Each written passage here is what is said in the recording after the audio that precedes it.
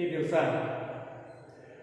ಸಮಾಜ ವಿಜ್ಞಾನ 8ನೇ ತರಗತಿಯ ಭೂಗೋಳಶಾಸ್ತ್ರದ ಮೊದಲನೇ ಅಧ್ಯಾಯ ಭೂಮಿ ನಮ್ಮ ಜೀವಂತ ಗ್ರಹ. ಈ ಅಧ್ಯಾಯದ ಬಗ್ಗೆ ನಾವು ತಿಳ್ಕೊಳ್ಳೋಣ. ಈಗಾಗಲೇ ಸೌರವ್ಯೂಹ ಎಂದರೇನು, ಸೌರವ್ಯೂಹದಲ್ಲಿ ಎಷ್ಟು ಗ್ರಹಗಳಿದ್ದಾವೆ, ಆ ಎಲ್ಲ ಮಾಹಿತಿಯ ಪರಿಚಯ ಗೊತ್ತಿರುವಂಥದ್ದು. ಸೌರವ್ಯೂಹದಲ್ಲಿ ಒಟ್ಟು 8 ಗ್ರಹಗಳಿವೆ. 8 ಗ್ರಹಗಳಲ್ಲಿ ಭೂಮಿಯು ಕೂಡ ಒಂದು ಸೂರ್ಯನಿಗೆ 3ನೇ ಹತ್ತಿರವಾಗಿರುವಂತಹ ಗ್ರಹ. ಬೇರೆ ಎಲ್ಲಾ ಗ್ರಹಗಳಿಂದಲೂ ಕೂಡ ಭೂಮಿ ಬಹಳ ವಿಶಿಷ್ಟವಾಗಿರುವಂತಹ ಗ್ರಹವಾಗಿದೆ. ಕಾರಣವೆಂದರೆ ಭೂಮಿ ಸೂರ್ಯನಿಂದ ಸಮಾನ ಅಂತರದ ದೂರದಲ್ಲಿದೆ. ಜೀವಿಗಳು ಮತ್ತು ಸಸ್ಯಗಳು ಬದುಕಲು ವಾಸಿಸಲು ಯೋಗ್ಯವಾಗಿರುವಂತಹ ಉಷ್ಣಾಂಶದ ಲಭ್ಯತೆ ಭೂಗ್ರಹದಲ್ಲಿದೆ. ಉತ್ತಮವಾದಂತಹ ವಾಯುಮಂಡಲವಿದೆ, ಜಲಗೋಳ ಇದೆ. ಈ ಎಲ್ಲ ಕಾರಣದಿಂದಾಗಿ ಭೂಮಿಯಲ್ಲಿ ಲಕ್ಷಾಂತರ ಪ್ರಭೇದದ ಜೀವಿಗಳಾಗಲಿ ಸಸ್ಯಗಳಾಗಲಿ ವಾಸಿಸಲಿಕ್ಕೆ ಬಹಳ ಯೋಗ್ಯವಾಗಿರುವಂತಹ ಗ್ರಹ ಅಂತ ಹೇಳುವುದಾದರೆ ಭೂಗ್ರಹವಾಗಿದೆ. ಹಾಗಾಗಿ ಭೂಗ್ರಹವನ್ನ ಯಾವ ಹೆಸರಿನ ಕರೆಯುತ್ತಾರೆ ಎಂದು ಹೇಳಿದರೆ ವಿಶಿಷ್ಟ ಗ್ರಹ.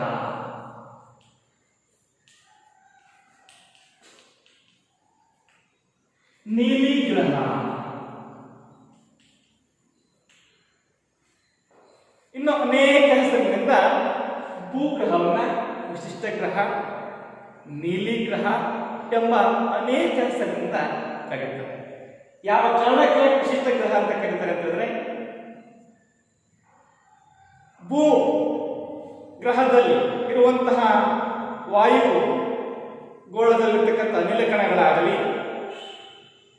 ಒಂದು ಪೂರಕವಾದ ಉಷ್ಣಾಂಶವಾಗಲಿ ಬೇರೆ ಗ್ರಹಗಳು ಇಲ್ಲದೇ ಇರುವುದರಿಂದ ಅಲ್ಲಿ ಯಾವುದೇ ರೀತಿಯ ಸಸ್ಯಗಳಾಗಲಿ ಪ್ರಾಣಿ ಪ್ರಭೇದಗಳಾಗಲಿ ವಾಸ ಮಾಡಲಿಕ್ಕೆ ಯೋಗ್ಯವಾದಂತಹ ಅಥವಾ ಪೂರಕವಾದಂತಹ ಅಂಶಗಳು ಇಲ್ಲದೇ ಇರುವುದರಿಂದ ಭೂಗ್ರಹದಲ್ಲಿ ಎಲ್ಲ ಒಂದು ಜೀವಿಗಳು ಮತ್ತು ಸಸ್ಯ ಪ್ರಭೇದಗಳು ವಾಸ ಮಾಡಲಿಕ್ಕೆ ಯೋಗ್ಯವಾಗಿರುವಂತಹ ಅಂಶಗಳು ಇರುವುದರಿಂದ ಭೂಗ್ರಹ ಬಹಳ ವಿಶೇಷವಾಗಿರುವಂತಹ ವಿಶಿಷ್ಟವಾಗಿರುವಂತಹ ಗ್ರಹವಾಗಿದೆ. ಹಾಗಾಗಿ ವಿಶಿಷ್ಟ ಗ್ರಹ ಅಥವಾ ನೀಲಿ ಗ್ರಹ ಎಂದು ಕರೆಯುತ್ತೇವೆ. ಹಾಗಾದರೆ ಸೌರವ್ಯೂಹದಲ್ಲಿ ಭೂಮಿಯ ಗಾತ್ರವನ್ನು ನೋಡುವುದಾದರೆ ಒಟ್ಟು 8 ಗ್ರಹಗಳಿದ್ದಾವೆ. ಬುಧ, ಶುಕ್ರ, ಭೂಮಿ, ಮಂಗಳ, ಗುರು, ಶನಿ, ಯುರೇನಸ್, ನೆಪ್ಚೂನ್. ಅದರಲ್ಲಿ ಸೌರವ್ಯೂಹದಲ್ಲಿ ಭೂಮಿ 5ನೇ ದೊಡ್ಡ ಗ್ರಹವಾಗಿದೆ. 5ನೇ ದೊಡ್ಡ ಗ್ರಹ. ಸೌರವ್ಯೂಹದಲ್ಲಿ ಅತಿ ದೊಡ್ಡ ಗ್ರಹ ಎಂದು ಹೇಳಿದರೆ ಗುರುಗ್ರಹ. ಅದರಲ್ಲಿ ಭೂಮಿ ಸೌರವ್ಯೂಹದಲ್ಲಿ 5ನೇ ದೊಡ್ಡ ಗ್ರಹವಾಗಿದೆ. ಭೂಮಿ ಸರಿಸುಮಾರು 510 ದಶಲಕ್ಷ ಚದರ ಕಿಲೋಮೀಟರ್ ಭೌಗೋಳಿಕ ವಿಸ್ತೀರ್ಣವನ್ನು ಹೊಂದಿದೆ. ಎಷ್ಟು? ಭೂಮಿ 510 ದಶಲಕ್ಷ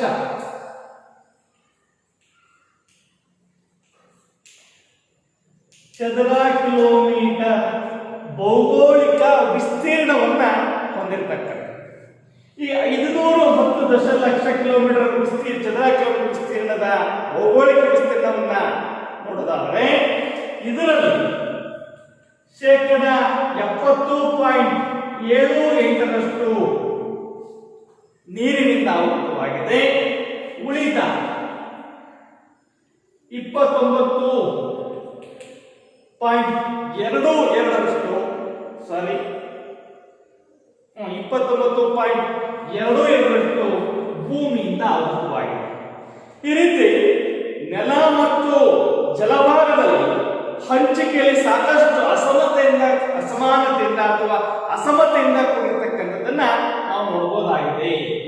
ಇಡೀ ಭೂಮಿಯಲ್ಲಿ ಶೇಕಡ 70.78 ನೀರು, 29.22 ಭೂಮಿ ಇದೆ. ಈ ರೀತಿ ಒಟ್ಟಾರೆ ಈ ಹಂಚಿಕೆ ಸಂಪೂರ್ಣವಾಗಿ ಅಸಮತೆಯಿಂದ ಕೂಡಿದೆ. ಇದರಲ್ಲಿ 29.22ರಲ್ಲಿ ಉಪ್ಪು ನೀರಿನ ಪ್ರಮಾಣ ಶೇಕಡ 97 ಇದೆ. ಸಿಹಿ ನೀರಿನ ಪ್ರಮಾಣ ಕೇವಲ ಬರೀ ಶೇಕಡ 3 ಮಾತ್ರ ನಮಗೆ ಕುಡಿಯುವುದಕ್ಕೆ ಕೃಷಿಗೆ ಲಭ್ಯವಿರುವಂತಹ ನೀರಿನ ಪ್ರಮಾಣವನ್ನು ನೋಡುವುದಾದರೆ ಕೇವಲ ಬರೀ ಶೇಕಡ 3 ಉಳಿದ 97 ಯಾವುದಕ್ಕೂ ಕೂಡ ಯೋಗ್ಯವಾಗಿರದೇ ಇರುವಂತಹ ನೀರನ್ನು ನಾವು ನೋಡ್ತೀವಿ. ಈ ರೀತಿ ಭೂಮಿಯ ಗಾತ್ರ ನೋಡಿದಾಗ ಭೂಮಿ 5ನೇ ಅತಿ ದೊಡ್ಡ ಗ್ರಹ, 510 ದಶಲಕ್ಷ ಚದರ ಕಿಲೋಮೀಟರ್ ಭೌಗೋಳಿಕ ವಿಸ್ತೀರ್ಣವನ್ನು ಹೊಂದಿರತಕ್ಕಂತಹ ಭೂಮಿಯ ಮೇಲೆ ಶೇಕಡ 70.78 ಭೂಮಿ ಸಂಪೂರ್ಣವಾಗಿ ನೀರಿನಿಂದ ಆವೃತವಾಗಿದೆ. ಉಳಿದ 29.22 ಭೂಮಿ ಕೇವಲ ನೆಲದಿಂದ ಕೂಡಿದೆ. ಈ ರೀತಿ ಸಂಪೂರ್ಣವಾಗಿ ಅಸಮತೆಯಿಂದ ಕೂಡಿರತಕ್ಕಂಥದ್ದನ್ನ ನೋಡಿದ್ದೇವೆ. ಇನ್ನು ಭೂಮಿಯ ಆಕಾರಕ್ಕೆ ಬಂದಾಗ ಭೂಮಿ ಯಾವ ಆಕಾರದಲ್ಲಿ ಇದೆ?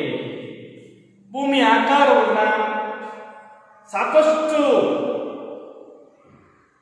ಭೂಗೋಳ ತಜ್ಞರು ವಿವಿಧ ರೀತಿಯಿಂದ ಕರೆದು ಭೂಮಿ ಅಂಡಾಕಾರದಿಂದ ಕೂಡಿದೆ ಅಂತ ಕೆಲವರು ಪ್ರಾರಂಭದಲ್ಲಿ, ಇಲ್ಲ ಕಿತ್ತಳೆ ಹಣ್ಣಿನ ಆಕಾರದಿಂದ ಕೂಡಿದೆ ಎಂಬ ಕೆಲವರು, ಈ ಎಲ್ಲ ರೀತಿಯ ಸಂಪೂರ್ಣವಾಗಿರ್ತಕ್ಕಂತಹ ಮಾಹಿತಿಯನ್ನು ನೋಡಿದ ನಂತರ ಭೂಮಿ ಯಾವ ಆಕಾರದಲ್ಲಿದೆ ಅಂದರೆ ಭೂಮಿಯ ಆಕಾರ ಗೋಳಾಕಾರದಿಂದ ಕೂಡಿದೆ. ಭೂಮಿ ಸಂಪೂರ್ಣವಾಗಿ ಗೋಳಾಕಾರದಿಂದ ಕೂಡಿದೆ ಅಥವಾ ಜಿಯಾಡ್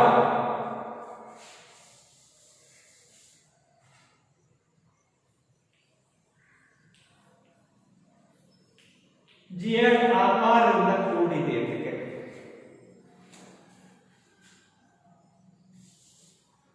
ಇದು ಭೂಮಿ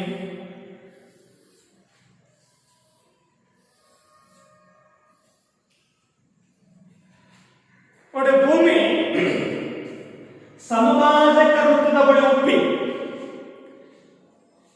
ಸಮಭಾಜಕ ವೃತ್ತ ನಾವು ಯಾವುದನ್ನ ಸಮಭಾಜಕ ವೃತ್ತ ಅಂತ ಕರಿತೀವಿ ಅಂತ ಹೇಳಿದ್ರೆ ಭೂಮಿಯನ್ನ 2 ಸಮಭಾಗಗಳಾಗಿ ವಿಭಜಿಸುವಂತಹ ರೇಖೆಯನ್ನ ಸಮಭಾಜಕ ರೇಖೆ ಅಂತ ಕರಿತೇವೆ.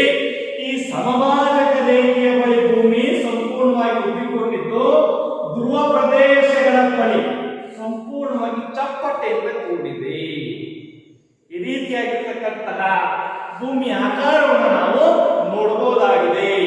ಸಮಭಾಜಕ ವೃತ್ತದ ಬಳಿ ಉಬ್ಬಿಕೊಂಡಿದ್ದು ಧ್ರುವ ಪ್ರದೇಶದ ಬಳಿ ಉತ್ತರ ಮತ್ತು ದಕ್ಷಿಣ 2 ಧ್ರುವ ಪ್ರದೇಶಗಳ ಬಳಿ ಸಂಪೂರ್ಣವಾಗಿ ಭೂಮಿ ಏನಾಗಿದೆ, ಚಪ್ಪಟೆಯಿಂದ ಕೂಡಿದೆ. ಈ ರೀತಿಯಾದಂತಹ ಆಕಾರವನ್ನು ನಾವು ಭೂಮಿಯ ಆಕಾರವನ್ನು ನೋಡಬಹುದಾಗಿದೆ. ಭೂಮಿ ಗೋಳಾಕಾರದಿಂದ ಅಥವಾ ಜಿಯಾಡ್ ಆಕಾರದಿಂದ ಕೂಡಿರತಕ್ಕಂಥದ್ದು.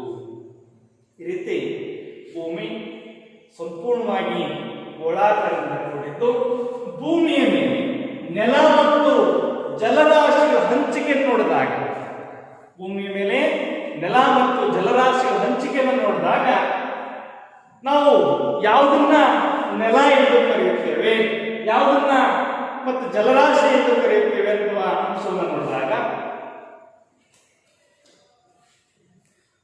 ಭೂಮಿಯ ಮೇಲಿನ ನೆಲಭಾಗಗಳನ್ನು ನಾವು ಖಂಡ ಎಂದು ಕರೆಯುತ್ತೇವೆ.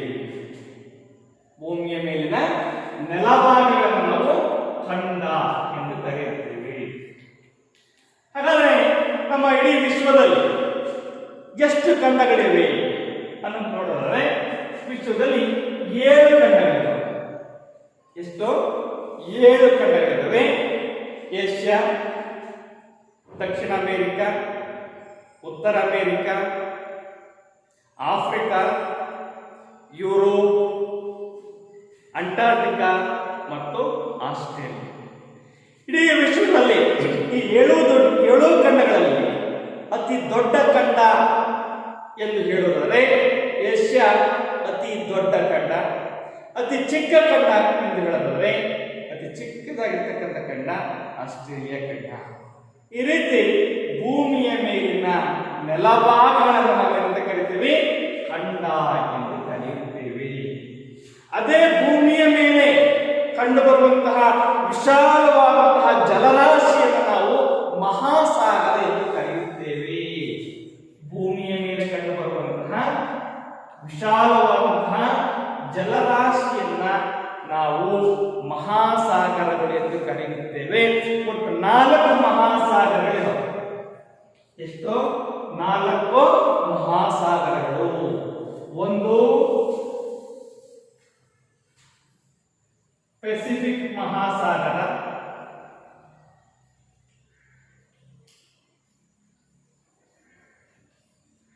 ಎರಡು ಅಂಟಾರ್ಟಿಕ್ ಮಹಾಸಾಗರ,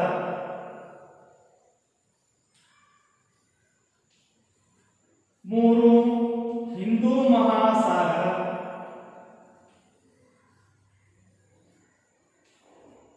ನಾಲ್ಕು ಆರ್ಕ್ಟಿಕ್ ಮಹಾಸಾಗರ.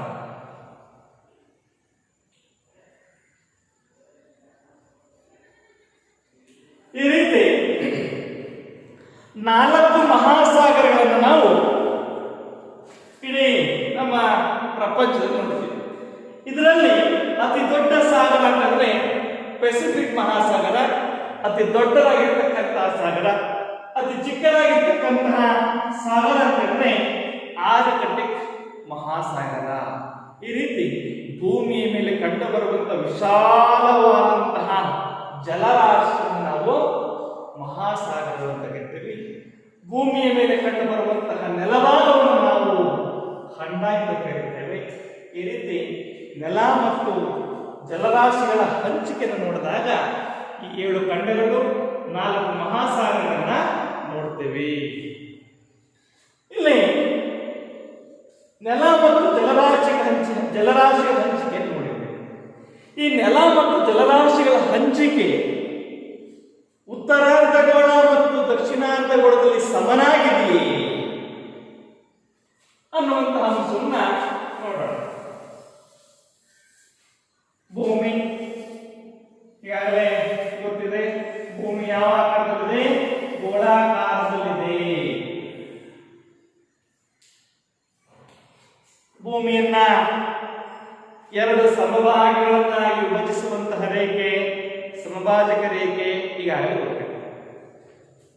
0 ಡಿಗ್ರಿ ಮೇಲ್ಭಾಗವನ್ನು ನಾವು ಉತ್ತರಾರ್ಧಗೋಳ ಎಂದು ಕರೆಯುತ್ತೇವೆ.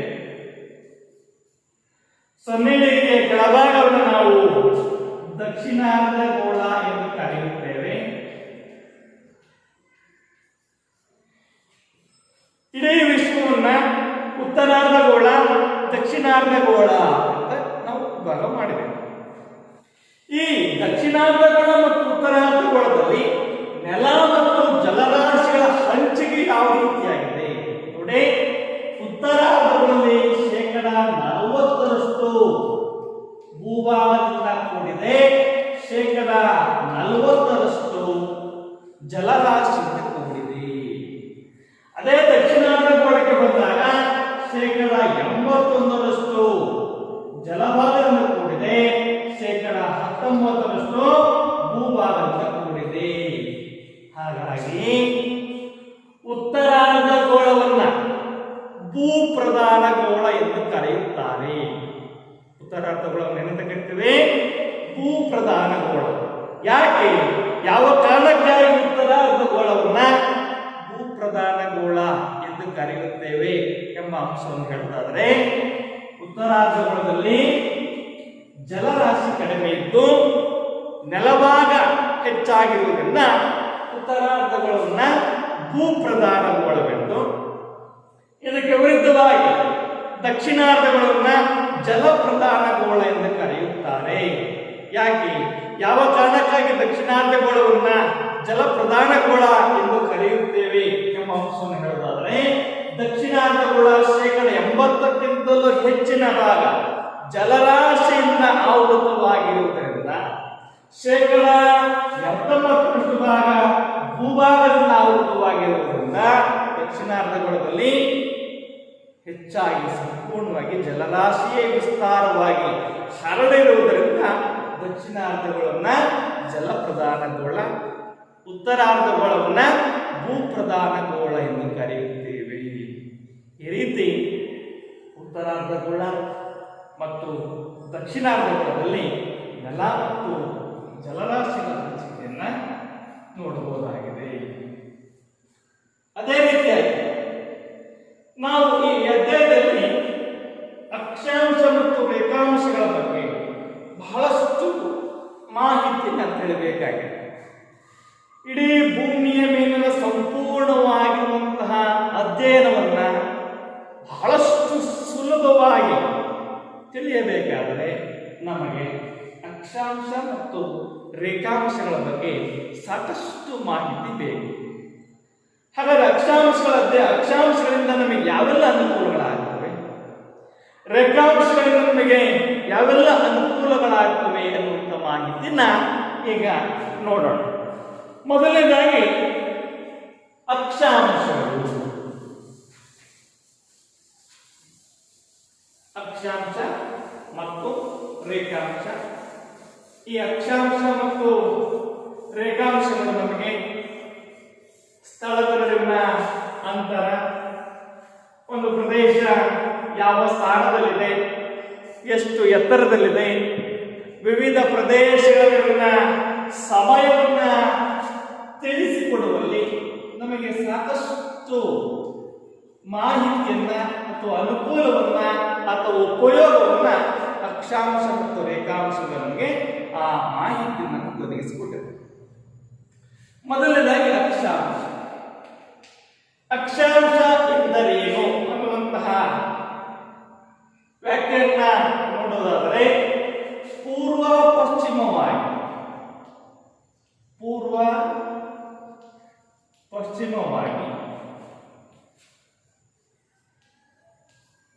ಎಳೆದಿರುವ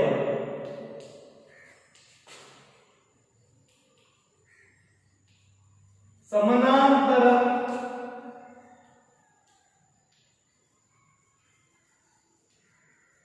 ಕಾಲ್ಪನಿಕ ರೇಖೆಗಳೇ ಅಕ್ಷಾಂಶಗಳು. ನೋಡಿ, ಪೂರ್ವ ಮತ್ತು ಪಶ್ಚಿಮವಾಗಿ ಇದು ಭೂಮಿ,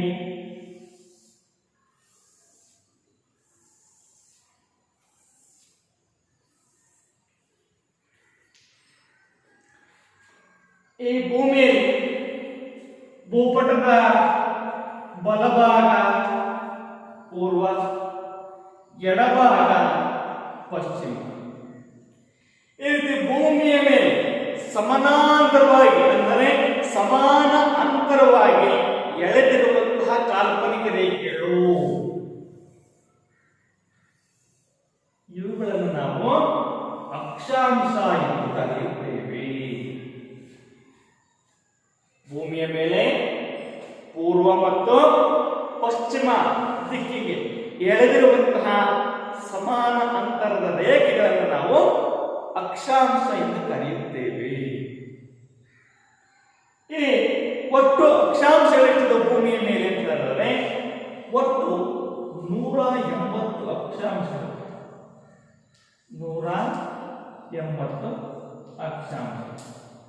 ಆ 180 ಅಕ್ಷಾಂಶಗಳಲ್ಲಿ ಸಮಭಾಜಕ ವೃತ್ತದಿಂದ ಕೆಳಗೆ ಅಂದರೆ ದಕ್ಷಿಣಾರ್ಧಗೋಳದಲ್ಲಿ 90, ಉತ್ತರಾರ್ಧಗೋಳದಲ್ಲಿ 90, ಒಟ್ಟು 180 ಅಕ್ಷಾಂಶ ರೇಖೆಗಳು. 180 ಅಕ್ಷಾಂಶಗಳನ್ನು ನಾವು ಭೂಮಿಯ ಮೇಲೆ ನೋಡ್ತಕ್ಕಂಥ.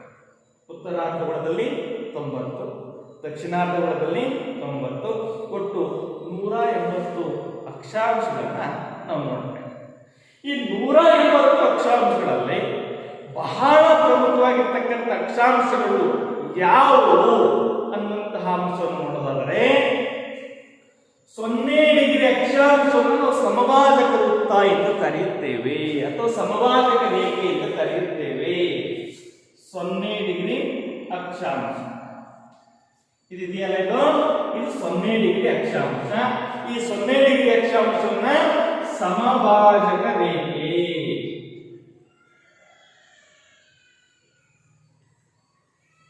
ಸೊನ್ನೆ ಡಿಗ್ರಿ ಅಕ್ಷಾಂಶ ಸಮ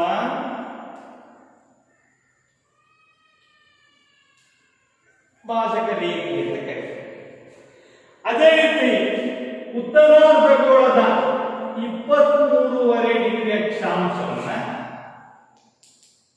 ಉತ್ತರಾರ್ಧಗೋಳದ 23.5 ಡಿಗ್ರಿ ಅಕ್ಷಾಂಶವನ್ನ ಕರ್ಕಾಟಕ ಸಂಕ್ರಾಂತಿ ವೃತ್ತ ಎಂದು ಕರೆಯುತ್ತೇವೆ. ಇವು ಬಹಳ ಪ್ರಮುಖವಾಗಿರುವಂತಹ ಅಕ್ಷಾಂಶಗಳ ಪಟ್ಟಿಯನ್ನು ಮಾತ್ರ ನಾವು ಮಾಡ್ತಿದ್ದೇವೆ. 23 ಡಿಗ್ರಿ ಅಕ್ಷಾಂಶ, ಉತ್ತರಾರ್ಧಗೋಳದ 23.5 ಡಿಗ್ರಿ ಅಕ್ಷಾಂಶವನ್ನ ಕರ್ಕಾಟಕ ಸಂಕ್ರಾಂತಿ ವೃತ್ತ ಎಂದು ಕರೆಯುತ್ತೇವೆ. ಅದೇ ಉತ್ತರಾರ್ಧಗೋಳದ 66.5 ಡಿಗ್ರಿ ಅಕ್ಷಾಂಶವನ್ನ ಅಂಟಾರ್ಟಿಕ್ ವೃತ್ತ ಎಂದು ಕರೆಯುತ್ತೇವೆ.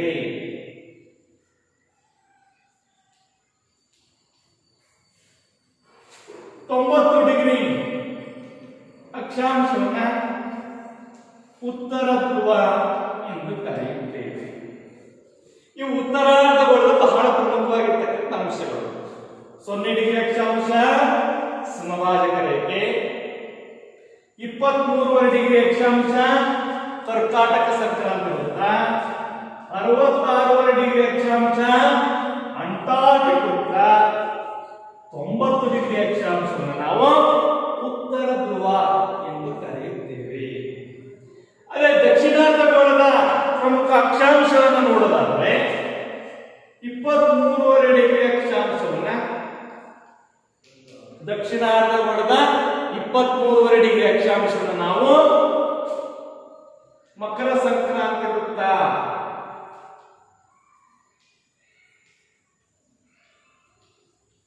ಕರೀತೇವೆ. ಅದೇ ದಕ್ಷಿಣಾರ್ಧಗೋಳದ 66.5 ಡಿಗ್ರಿ ಅಕ್ಷಾಂಶವನ್ನು ನೋಡೋದಾದ್ರೆ ಆರ್ಕಿಟಿಕ್ ವೃತ್ತ ಎಂದು ಕರೆಯುತ್ತೇವೆ.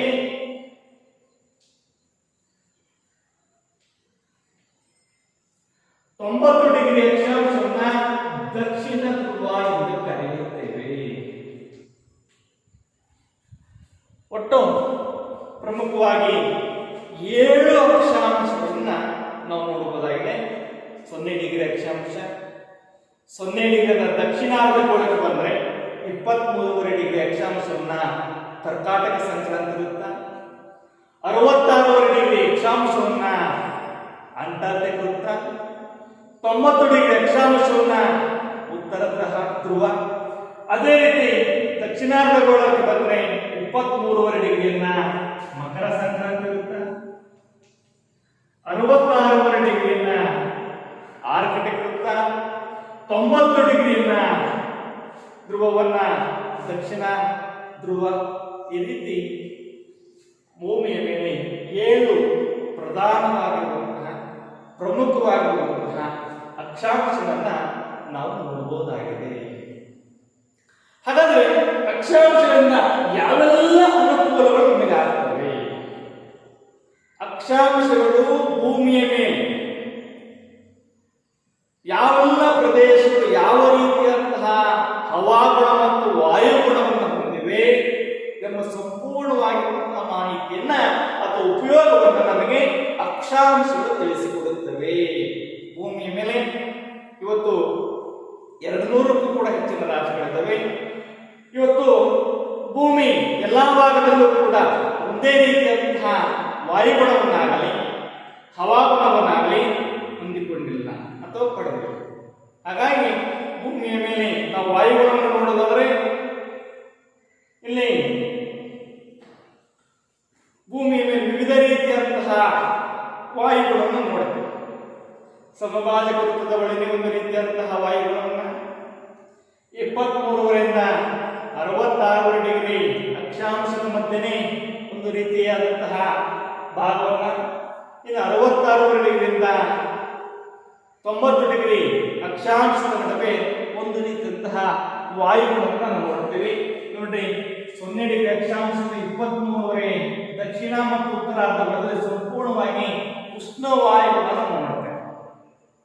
0 ಡಿಗ್ರಿ ಅಕ್ಷಾಂಶದಿಂದ ಉತ್ತರಾರ್ಧಗೊಳ್ಳದ 23 ಡಿಗ್ರಿ, ದಕ್ಷಿಣಾರ್ಧಗೊಳ್ಳದ 23 ಡಿಗ್ರಿ, ಈ ಭಾಗದಲ್ಲಿ ಬರುವಂತಹ ಪ್ರತಿಯೊಂದು ದೇಶಗಳು ಕೂಡ ಉಷ್ಣ ವಾಯುಗುಣವನ್ನ ಹೊಂದಿವೆ.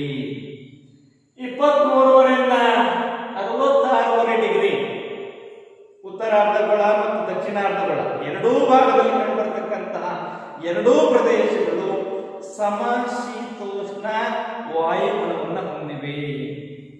66 ಡಿಗ್ರಿಯಿಂದ 90 ಡಿಗ್ರಿ ಮಧ್ಯೆ ಕಂಡುಬರುವಂತಹ ಎರಡೂ ಧ್ರುವ ಪ್ರದೇಶಗಳು ಸಂಪೂರ್ಣವಾಗಿ ಶೀತ ವಾಯುಗುಣವನ್ನು ಹೊಂದಿವೆ.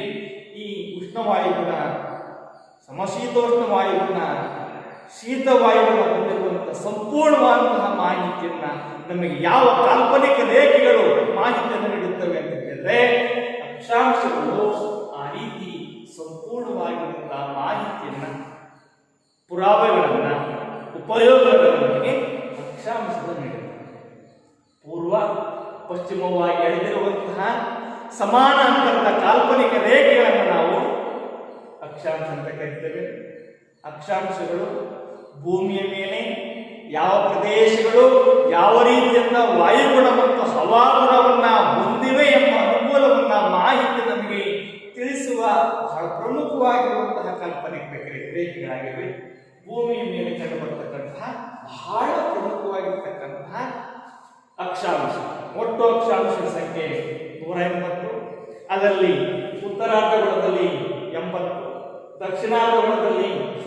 ಉತ್ತರಾರ್ಧಗೊಳದಲ್ಲಿ 90, ದಕ್ಷಿಣಾರ್ಧಗೊಳದಲ್ಲಿ 90, ಒಟ್ಟು 180 ಅಕ್ಷಾಂಶಗಳಿವೆ. ಆ 180 ಅಕ್ಷಾಂಶಗಳಲ್ಲಿ ಬಹಳ ಪ್ರಮುಖವಾದ ಅಕ್ಷಾಂಶಗಳಿವೆ.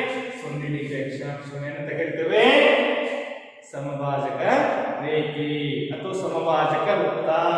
ಸಮಭಾಜಕ ರೇಖೆ ಅಂತ ಹೇಳಿದ್ರೆ ಭೂಮಿಯನ್ನ 2 ಸಮಭಾಗಗಳನ್ನಾಗಿ ವಿಭಜಿಸುವಂತಹ ರೇಖೆಯನ್ನ ನಾವು ಸಮಭಾಜಕ ರೇಖೆ ಎಂದು ಕರೆಯುತ್ತೇವೆ. 7 0 ಡಿಗ್ರಿ ಅಕ್ಷಾಂಶವನ್ನೂ ಸೇರಿ 7 ಪ್ರಧಾನ ಅಕ್ಷಾಂಶಗಳನ್ನು ನಾವು ಭೂಮಿಯ ಮೇಲೆ ನೋಡ್ತೇವೆ. ಇದು ಅಕ್ಷಾಂಶದ ಭಾಗ. ಇನ್ನೊಂದು ಬಹಳ ಪ್ರಮುಖವಾಗಿರ್ತಕ್ಕಂತಹ ಕಾಲ್ಪನಿಕ ರೇಖೆ ಅಂತ ಹೇಳಿದ್ರೆ ಇದು ರೇಖಾಂಶ. ಹಾಗಾದ್ರೆ ರೇಖಾಂಶ ಎಂದರೆ ಏನು? ರೇಖಾಂಶವು ಕೂಡ ಅಕ್ಷಾಂಶದ ರೀತಿಯಲ್ಲಿ ಒಂದು ಪ್ರಮುಖವಾಗಿರುವಂತಹ ಕಾಲ್ಪನಿಕ ರೇಖೆ. ರೇಖಾಂಶ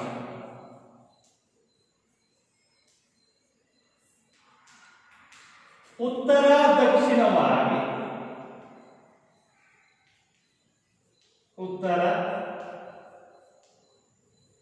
ದಕ್ಷಿಣವಾಗಿ ಎಳೆದಿರುವ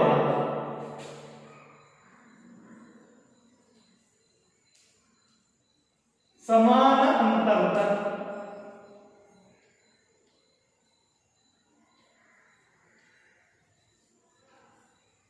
ಕಾಲ್ಪನಿಕ ರೇಖೆಗಳೇ ರೇಖಾಂಶಗಳು. ಉತ್ತರ ದಕ್ಷಿಣವಾಗಿ ಎಳೆದಿರುವ ಸಮಾನ ಅಂತರದ ರೇಖೆಗಳನ್ನು ನಾವು ರೇಖಾಂಶ ಎಂದು ಕರೆಯುತ್ತೇವೆ. ಹಾಗಾದರೆ ಇಡೀ ನಮ್ಮ ಭೂಮಿಯಲ್ಲಿ ಒಟ್ಟು ಎಷ್ಟು ರೇಖಾಂಶಗಳಿವೆ ಅನ್ನೋದನ್ನ ನೋಡಿದರೆ ಒಟ್ಟು 360 ರೇಖಾಂಶಗಳು. ಎಷ್ಟು? 360 ರೇಖಾಂಶಗಳು. ಹಾಗೆ ರೇಖಾಂಶಗಳು ಯಾವ ರೀತಿಯಾಗಿ ಹಂಚಿಕೆಯಾಗಿಲ್ಲವೇ? ಭೂಮಿ, ಈಗಾಗಲೇ ಮತ್ತೊಮ್ಮೆ ಹೇಳ್ತಾ ಇದ್ದೀನಿ, ಭೂಮಿ ಸಂಪೂರ್ಣವಾಗಿ ಗೋಳಾಕಾರದಿಂದ ಕೂಡಿದೆ.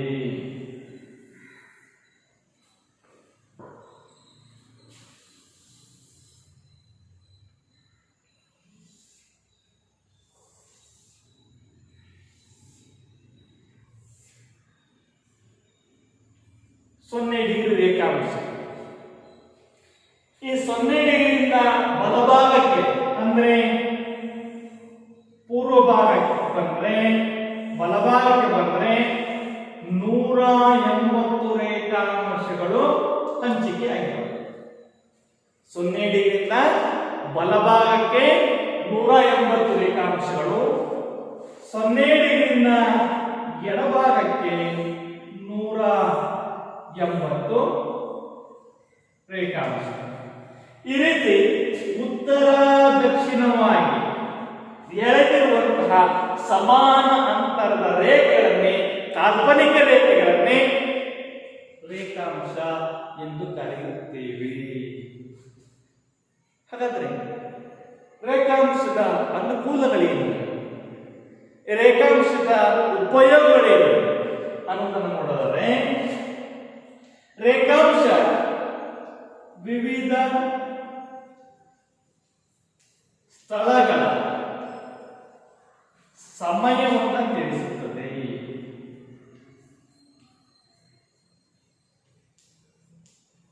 ವಿವಿಧ ಪ್ರದೇಶಗಳ ಸಮಯವನ್ನು ತಿಳಿಸುತ್ತದೆ. ವಿವಿಧ ಸ್ಥಳಗಳ ನಡುವೆ ಇರುವಂತಹ ಅಂತರವನ್ನು ಕೂಡ ನಾವು ರೇಖಾಂಶದಿಂದ ತಿಳಿಯಬಹುದು. ಇಲ್ಲಿ ಈ ರೇಖಾಂಶದ ಅನುಕೂಲ ಏನು, ಯಾವ ರೀತಿ ನಾವು ರೇಖಾಂಶದಿಂದ ವಿವಿಧ ಸ್ಥಳಗಳ ಸಮಯವನ್ನು ತಿಳಿತೀವಿ ಅಂತ ಹೇಳಿದ್ರೆ, ಭೂಮಿ ತನ್ನ ಅಕ್ಷದ ಸುತ್ತಲೂ ಕೂಡ ಸುತ್ತಲಿಕ್ಕೆ ತೆಗೆದುಕೊಳ್ಳುವಂತಹ ಸಮಯ ಎಷ್ಟು ಅನ್ನುವಂತಹ ಅಂಶ ನೋಡಿದರೆ 24 ಗಂಟೆಗಳನ್ನು ತೆಗೆದುಕೊಳ್ಳುತ್ತದೆ.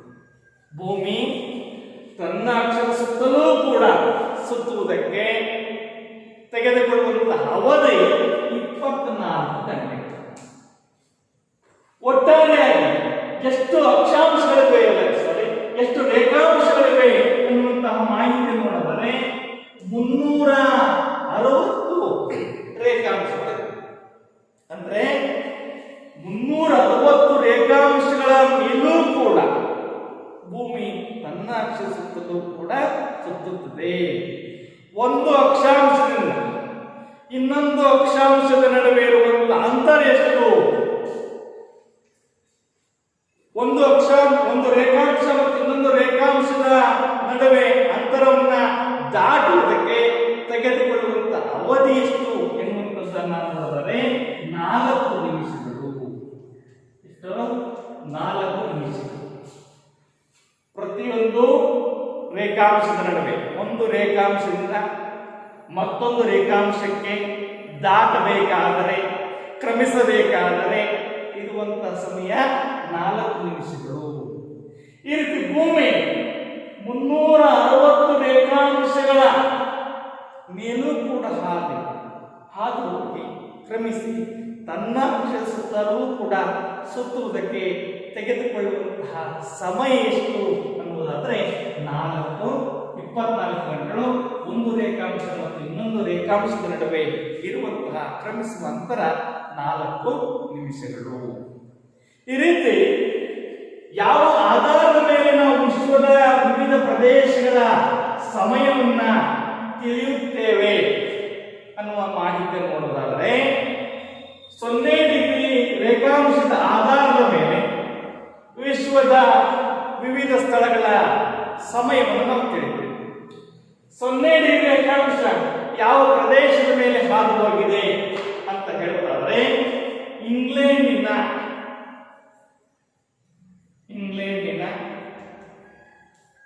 ಗ್ರೀನ್ವಿಚ್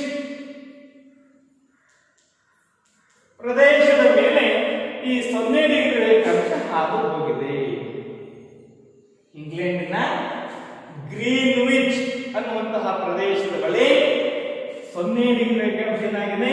ಹಾದು ಹೋಗಿದೆ.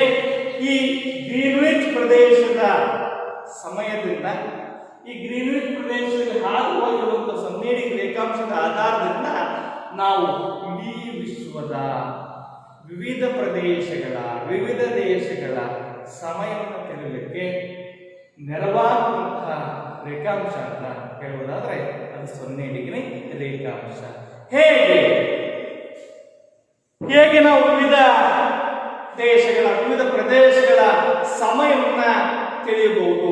ಉದಾಹರಣೆಗೆ 0 ಡಿಗ್ರಿ ರೇಖಾಂಶದಲ್ಲಿ ಈಗ 3 ಗಂಟೆ ಆಗಿದೆ, ಮಧ್ಯಾಹ್ನ 3 ಗಂಟೆ ಆಗಿದೆ 0 ಡಿಗ್ರಿ ರೇಖಾಂಶದಲ್ಲಿ. ಇಲ್ಲಿ ಗ್ರೀನಿಚ್ ದೇಶ, ಗ್ರೀನಿಚ್ ಭಾರತದಲ್ಲಿ ಅಥವಾ ಗ್ರೀನಿಚ್ ಪ್ರದೇಶದಲ್ಲಿ ಎಷ್ಟಿದೆ? ಮಧ್ಯಾಹ್ನ 3 ಗಂಟೆ ಆಗಿದೆ.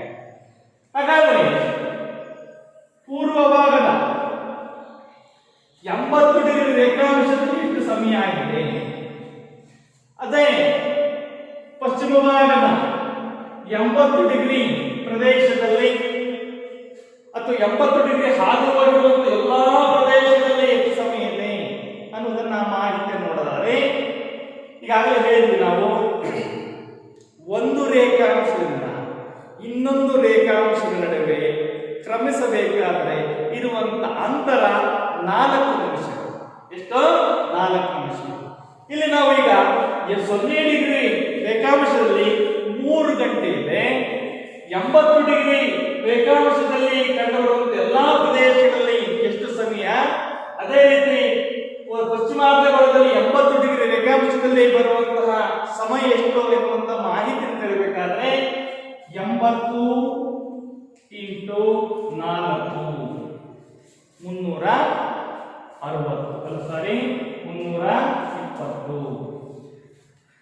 ಅದೇ ರೀತಿ ಪಶ್ಚಿಮ ಭಾಗ ಬಂದ್ರೆ 80 × 4 320 ನಿಮಿಷಗಳನ್ನ ಗಂಟೆಗೆ ಪರಿವರ್ತನೆ ಮಾಡಿದರೆ ಎಷ್ಟು ಗಂಟೆಗಳಾಗುತ್ತವೆ? 1 ಗಂಟೆಗೆ 60 ನಿಮಿಷಗಳು. ಹಾಗಾದ್ರೆ 320 ನಿಮಿಷಗಳಿಗೆ ಎಷ್ಟು ಗಂಟೆಗಳಾಗುತ್ತವೆ? ಎಷ್ಟಾಗುತ್ತೆ? ಇಲ್ಲಿ 3 ಗಂಟೆ. ಈಗ ಪೂರ್ವ ಭಾಗದ 80 ಡಿಗ್ರಿ ರೇಖಾಂಶ ಹಾದು ಹೋಗುವಂತ ಎಲ್ಲಾ ಪ್ರದೇಶದಲ್ಲೂ ಕೂಡ ಸಮಯ ಎಷ್ಟಿದೆ? ಅದೇ ರೀತಿ ಪಶ್ಚಿಮ ಭಾಗದಲ್ಲಿ 80 ಡಿಗ್ರಿ ರೇಖಾಂಶ ಹಾದು ಹೋಗುವಂತಹ ಸಮಯದಲ್ಲಿ ಎಷ್ಟು ಸಮಯ ಇದೆ? 320 ನಿಮಿಷಗಳನ್ನು ನಾವು ಗಂಟೆಗೆ ಪರಿವರ್ತನೆ ಮಾಡಿದ್ರೆ ಎಷ್ಟಾಗುತ್ತೆ? 320 ನಿಮಿಷ. 1 ಗಂಟೆಗೆ 60 ನಿಮಿಷ, 3 ಗಂಟೆ 20 ನಿಮಿಷ.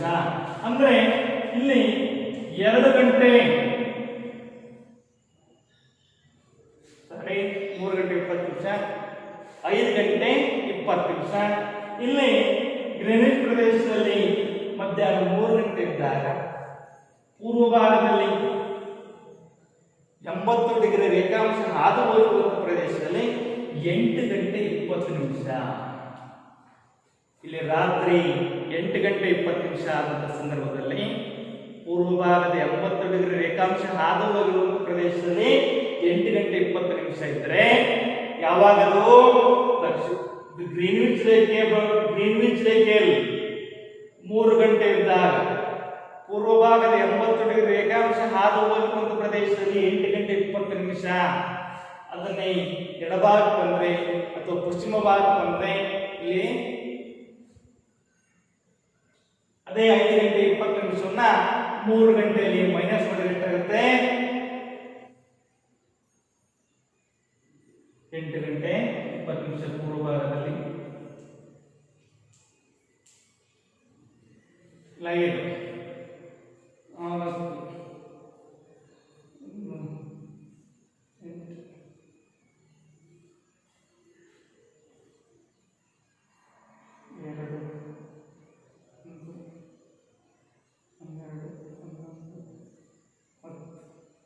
ಒಂಬತ್ತು ಗಂಟೆ 40 ನಿಮಿಷ. ಇಲ್ಲಿ 9 ಗಂಟೆ 40 ನಿಮಿಷ, ಬೆಳಗ್ಗೆ 9 ಗಂಟೆ 40 ನಿಮಿಷಗಳಾಗ್ತದೆ. ಯಾವ ಭಾಗದಲ್ಲಿ? ಪಶ್ಚಿಮ ಭಾಗದ 80 ಡಿಗ್ರಿ ರೇಖಾಂಶ ಹಾದು ಹೋಗಿರುವಂತಹ ಸಂದರ್ಭದಲ್ಲಿ 9 ಗಂಟೆ 40 ನಿಮಿಷ ಬೆಳಗ್ಗೆ. ಗ್ರೀನ್ವಿಚ್ ಪ್ರದೇಶದ ಸಮಯವನ್ನು ಆಧರಿಸಿ ವಿಶ್ವದ ಎಲ್ಲಾ ಪ್ರದೇಶಗಳ ಸಮಯವನ್ನು ನಾವು ಈ ರೀತಿ ತಿಳಿಯಬಹುದಾಗಿದೆ. ಮತ್ತೊಮ್ಮೆ ಹೇಳ್ತೇನೆ, 24 ಗಂಟೆ ನಾವು ಅವಧಿಯನ್ನ ಒಂದು ದಿವಸ ಅಂತ ಪರಿಗಣಿಸಿದ್ದೇವೆ. ಇಲ್ಲಿ 360 ರೇಖಾಂಶಗಳಿವೆ. ಒಂದು ರೇಖಾಂಶದಿಂದ ಇನ್ನೊಂದು ರೇಖಾಂಶದ ನಡುವೆ ನಾವು ಕ್ರಮಿಸುವಂಥ ಅಂತರ 4 ನಿಮಿಷ. ಈ ಗ್ರೀನ್ವಿಚ್ ಪ್ರದೇಶದಲ್ಲಿ 3 ಗಂಟೆ ಇದ್ದಂಥ ಸಂದರ್ಭದಲ್ಲಿ 80 ಡಿಗ್ರಿ ರೇಖಾಂಶದ ಪೂರ್ವ ಭಾಗದ ಎಲ್ಲ ಪ್ರದೇಶಗಳ ಸಮಯವೂ ಕೂಡ ಒಂದೇ ರೀತಿಯಾಗಿರುತ್ತದೆ.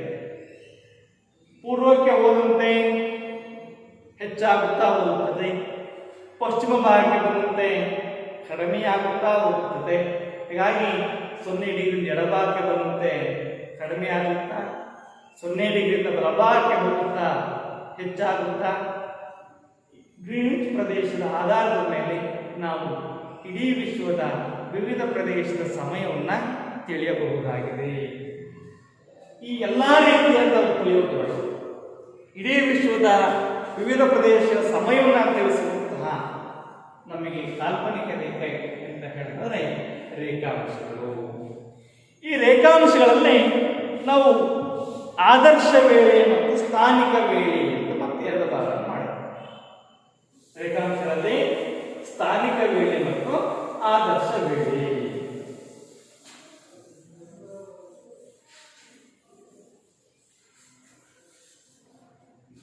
ಸ್ಥಾನಿಕ ವೇಳೆ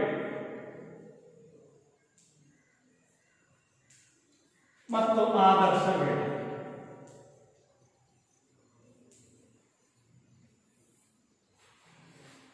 ಪ್ರತಿಯೊಂದು ಪ್ರದೇಶವೂ ಕೂಡ ತನ್ನದೇ ಆಗಿರುವಂತಹ ಸ್ಥಾನಿಕ ವೇಳೆಯನ್ನು ಹೊಂದಿದೆ. ಪ್ರತಿಯೊಂದು ಪ್ರದೇಶವೂ ಕೂಡ ತನ್ನದೇ ಆಗಿರುವಂತಹ ಸ್ಥಾನಿಕ ವೇಳೆ.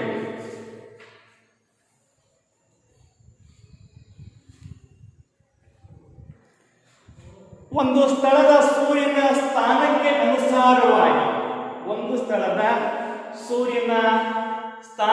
ಅನುಸಾರವಾಗಿ ಕಂಡುಬರುವಂತಹ ವೇಳೆಯನ್ನು ನಾವು ಸ್ಥಾನಿಕ ವೇಳೆ ಎಂದು ಕರೆಯುತ್ತೇವೆ.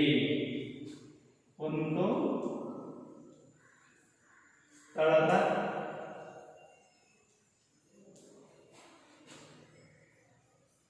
ಸೂರ್ಯನ ಸ್ಥಾನಕ್ಕೆ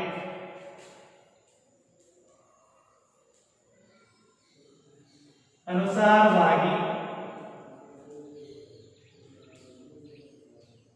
ಕಂಡುಬರುವ ವೇಳೆಯನ್ನು ನಾವು ಸ್ಥಾನಿಕ ವೇಳೆ ಎಂದು ಕರೀತೀವಿ. ಈ ಸ್ಥಾನಿಕ ವೇಳೆ ಪ್ರತಿಯೊಂದು ಪ್ರದೇಶದ ಅಂದ್ರೆ 12 ಗಂಟೆಯ ಮೇಲೆ 12 ಗಂಟೆಯ ಸಂದರ್ಭದಲ್ಲಿ ಸೂರ್ಯನ ಕಿರಣಗಳು ಪ್ರತಿಯೊಂದು ಪ್ರದೇಶವನ್ನು ನೇರವಾಗಿ ಬೀಳುತ್ತವೆ. ಅದನ್ನು ನಾವು ಸ್ಥಾನಿಕ ವೇಳೆ ಅಂತ ಕರೀತೀವಿ. ಪ್ರತಿಯೊಂದು ಪ್ರದೇಶದೂ ಕೂಡ ಸ್ಥಾನಿಕ ವೇಳೆಯನ್ನು ಹೊಂದಿದೆ. ಪ್ರತಿಯೊಂದು ಪ್ರದೇಶದಲ್ಲೂ ಕೂಡ ಮಧ್ಯಾಹ್ನ 12 ಗಂಟೆಯ ಸಂದರ್ಭದಲ್ಲಿ ಸೂರ್ಯನ ಕಿರಣಗಳು ನೇರವಾಗಿ ಭೂಮಿ ಬೀಳುತ್ತವೆ. ಆ ಸಂದರ್ಭದಲ್ಲಿ ಪ್ರತಿಯೊಂದು ಪ್ರದೇಶವೂ ಕೂಡ ತನ್ನದೇ ಆಗಿರುವಂತಹ ಸ್ಥಾನಿಕ ವೇಳೆ ಹೊಂದಿದೆ. ಇದನ್ನೇ ನಾವು ಒಂದು ಸ್ಥಳದ ಸೂರ್ಯನ ಸ್ಥಾನಕ್ಕೆ ಅನುಸಾರವಾಗಿ ಕಂಡು ಬರುವಂತಹ ಎಲ್ಲಾ ಪ್ರದೇಶದಲ್ಲೂ ಕೂಡ 12 ಗಂಟೆ ಆಗಿದೆ.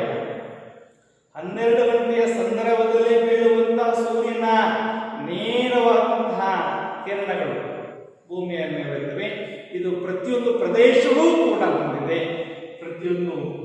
ಒಂದು ಸ್ಥಳದ ಸೂರ್ಯನ ಸ್ಥಾನದ ಅನುಸಾರವನ್ನು ನಾವು ಸ್ಥಾನಿಕ ವೇಳೆ ಅಂತ ಕರಿತೀವಿ. ಹಾಗಾದ್ರೆ ಆದರ್ಶ ವೇಳೆ ಏನು?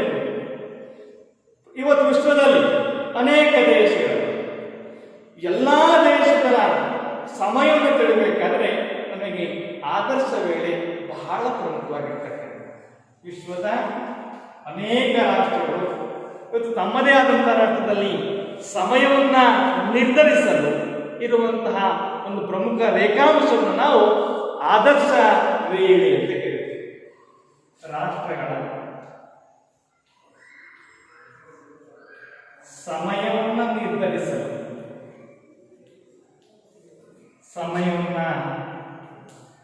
ನಿರ್ಧರಿಸಲು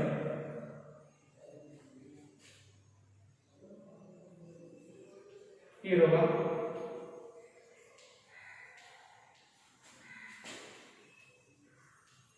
ಪ್ರಮುಖ ರೇಖಾಂಶವೇ ಆದರ್ಶ ವೇಳೆ. ಭಾರತವನ್ನು ನೋಡಿದರೆ ಭಾರತದಲ್ಲಿ 82 ಪೂರ್ವ ರೇಖಾಂಶವನ್ನು ನಾವು ಆದರ್ಶ ವೇಳೆ ಅಥವಾ ಆದರ್ಶ ರೇಖಾಂಶ ಎಂದು ನಾವು ಇಟ್ಕೊಂಡಿದ್ದೀವಿ. ಈ 82.5 ಪೂರ್ವ ರೇಖಾಂಶದ ಆಧಾರದ ಮೇಲೆ ನಾವು ಭಾರತದ ಎಲ್ಲಾ ಪ್ರದೇಶಗಳ ಸಮಯವನ್ನ ನಿರ್ಧಾರ ಮಾಡಿದ್ವಿ. ಈ ರೀತಿ ಈ ಸ್ಥಾನಿಕ ವೇಳೆ ಮತ್ತು ಆದರ್ಶ ವೇಳೆಗಳನ್ನು ಇಟ್ಕೊಂಡು ಇಡೀ ವಿಶ್ವವನ್ನ 24 ವಲಯಗಳನ್ನಾಗಿ ವಿಭಾಗ ಮಾಡಿದ್ವಿ. ಎಷ್ಟು ವಿಭಾಗ? 24 ವೇಳಾವಲಯಗಳನ್ನಾಗಿ ವಿಭಾಗ ಮಾಡಿದ್ವಿ. ಯಾವುದನ್ನ ಆಧಾರ ಇಟ್ಕೊಂಡು? ಈ ಸ್ಥಾನಿಕ ವೇಳೆ, ಆದರ್ಶ ವೇಳೆ ಇವೆರಡನ್ನೂ ಕೂಡ ಆಧಾರವಾಗಿಟ್ಟುಕೊಂಡು ನಾವು ಇಡೀ ಒಂದು ವಿಶ್ವದಲ್ಲಿ 24 ವೇಳಾವಲಯಗಳಿವೆ. ಈ 24 ವೇಳಾವಲಯಗಳು ಕೂಡ ಬಹಳ ಪ್ರಮುಖವಾಗಿರತಕ್ಕಂತಹ ವೇಳಾವಲಯಗಳು. ಇದಾದ ನಂತರ ಈ ಅಧ್ಯಯನದಲ್ಲಿ ಕಂಡುಬರ್ತಕ್ಕಂತಹ ಕೊನೆಯ ಪ್ರಮುಖ ಅಂಶ ಅಂತಂದರೆ ಅಂತಾರಾಷ್ಟ್ರೀಯ ದಿನಾಂಕ ರೇಖೆ. ಅಂತಾರಾಷ್ಟ್ರೀಯ ಯಾವ ರೇಖೆಯನ್ನು ನಾವು ಅಂತಾರಾಷ್ಟ್ರೀಯ ದಿನಾಂಕ ರೇಖೆ ಎಂದು ಕರೆಯುತ್ತೇವೆ, ಅದು ಯಾವ ಭಾಗದಲ್ಲಿ ಹಾದು ಹೋಗಿದೆ ಎನ್ನುವ ಮಾಹಿತಿಯನ್ನು ನೋಡಿದಾಗ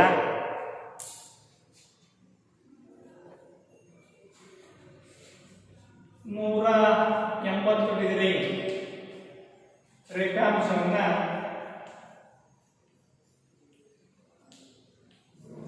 ಅಂತಾರಾಷ್ಟ್ರೀಯ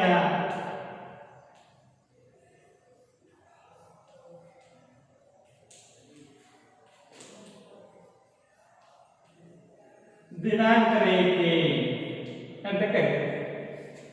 180 ಡಿಗ್ರಿ ರೇಖಾಂಶ. ಇದು 180 ಡಿಗ್ರಿ ರೇಖಾಂಶ ಯಾವ ಭಾಗದಲ್ಲಿ ಹಾದು ಹೋಗಿದೆ ಅಂತಂದ್ರೆ ಪೆಸಿಫಿಕ್ ಸಾಗರದ ಮೇಲೆ ಹಾದು ಹೋಗಿದೆ. ಪೆಸಿಫಿಕ್ ಸಾಗರದ ಮೇಲೆ ಹಾದು ಹೋಗಿದೆ. ಈ ಅಂತಾರಾಷ್ಟ್ರೀಯ ದಿನಾಂಕ ರೇಖೆಯ ಉಪಯೋಗ ಏನು ಎಂದು ಹೇಳೋದಾದರೆ 180 ಡಿಗ್ರಿ ಬಲಭಾಗಕ್ಕೆ ಬಂದರೆ ಒಂದು ದಿವಸ ಹೆಚ್ಚಿದ ಹಾಗೆ, ಅದೇ ರೀತಿ 180 ಡಿಗ್ರಿ ರೇಖಾಂಶದ ಎಡಭಾಗಕ್ಕೆ ಬಂದರೆ ಒಂದು ದಿವಸ ಕಡಿಮೆಯಾದಂತೆ. ಈ ರೀತಿ ವಿಶ್ವದ ದಿನಾಂಕವನ್ನ, ಸಮಯವನ್ನ, ದಿವಸವನ್ನ ತಿಳಿಸುವಲ್ಲಿ ಈ ಅಂತಾರಾಷ್ಟ್ರೀಯ ದಿನಾಂಕ ರೇಖೆ ಬಹಳ ಪ್ರಮುಖವಾಗಿರುವಂತಹ ಪಾತ್ರವನ್ನು ವಹಿಸುತ್ತದೆ. ಈ ರೀತಿ ಭೂಮಿ ನಮ್ಮ ಜೀವಂತ ಗ್ರಹದಲ್ಲಿ ಭೂಮಿ ಸೂರ್ಯನಿಂದ 3ನೆಯ ಹತ್ತಿರದಲ್ಲಿರ್ತಕ್ಕಂಥ ಗ್ರಹ, 5ನೆಯ ದೊಡ್ಡ ಗ್ರಹ, ಭೂಮಿ ವಿಶಿಷ್ಟ ಗ್ರಹ, ನೀಲಿ ಗ್ರಹ, ಜಲಾವೃತ ಗ್ರಹ ಅಂತ ಇನ್ನೂ ಅನೇಕ ಹೆಸರಿನಿಂದ ಕರೆಯುತ್ತೇವೆ. ಭೂಮಿಯ ಗಾತ್ರವನ್ನು ನೋಡಿದ್ದೀವಿ. ಭೂಮಿಯ ಮೇಲೆ ನೆಲ ಮತ್ತು ಜಲಭಾಗಗಳ ಹಂಚಿಕೆ ಅಸಮತದಿಂದ ಕೂಡಿರ್ತಕ್ಕಂಥದ್ದು, ಭೂಮಿಯ ಆಕಾರಗಳಾಗಿರ್ತಕ್ಕಂಥದ್ದು, ಭೂಮಿ ಗೋಳಾಕಾರ ಅಥವಾ ಜೇಡಾಕಾರದಿಂದ ಕೂಡಿರ್ತಕ್ಕಂಥದ್ದು. ಭೂಮಿಯ ಮೇಲೆ ನಾವು ನೆಲ ಮತ್ತು ಜಲರಾಶಿಯ ಹಂಚಿಕೆ ನೋಡಿದಾಗ ಉತ್ತರಾರ್ಧಗೋಳದಲ್ಲಿ, ದಕ್ಷಿಣಾರ್ಧಗೋಳದಲ್ಲಿ ಬಹಳ ವಿಭಿನ್ನವಾದಂತಹ ರೀತಿಯಲ್ಲಿ ನೆಲ ಮತ್ತು ಜಲಭಾಗಗಳ ಹಂಚಿಕೆಯನ್ನ ಆಗಿರ್ತಕ್ಕಂಥದ್ದು. ಭೂಮಿಯ ಮೇಲೆ ಅಧ್ಯಯನ ಬಹಳ ಸುಲಭವಾಗಲಿಕ್ಕೆ ಅಕ್ಷಾಂಶ ಮತ್ತು ರೇಖಾಂಶಗಳು ಇವೆರಡೂ ಕೂಡ ಕಾಲ್ಪನಿಕ ರೇಖೆಗಳು. ಭೂಮಿಯ ಮೇಲಿನ ಅಧ್ಯಯನ ಸುಲಭವಾಗಲಿ ಅನ್ನುವಂಥ ದೃಷ್ಟಿಯಿಂದ ಮನುಷ್ಯ ತಾನೇ ಸೃಷ್ಟಿಸಿಕೊಂಡಿರತಕ್ಕಂತಹ ಕಾಲ್ಪನಿಕ ರೇಖೆಗಳು. ಆ ಕಾಲ್ಪನಿಕ ರೇಖೆಗಳು ಭೂಮಿಯ ಮೇಲಿನ ಅಧ್ಯಯನವನ್ನು ಸಂಪೂರ್ಣವಾಗಿ ಸರಳೀಕರಣಗೊಳಿಸಿರ್ತಕ್ಕಂಥದ್ದು. ಅಕ್ಷಾಂಶಗಳು, ಅಕ್ಷಾಂಶ ಅಂದರೆ ಏನು, ಪ್ರಮುಖ ಅಕ್ಷಾಂಶಗಳು ಯಾವುವು, ರೇಖಾಂಶ, ರೇಖಾಂಶ ಅಂದರೆ ಏನು, ರೇಖಾಂಶವನ್ನ ಮೆರಿಡಿಯನ್ ರೇಖೆಗಳು ಅಥವಾ ಮಧ್ಯಾಹ್ನ ರೇಖೆಗಳು ಕೂಡ ಎಂದು ಕರೆಯುತ್ತೇವೆ.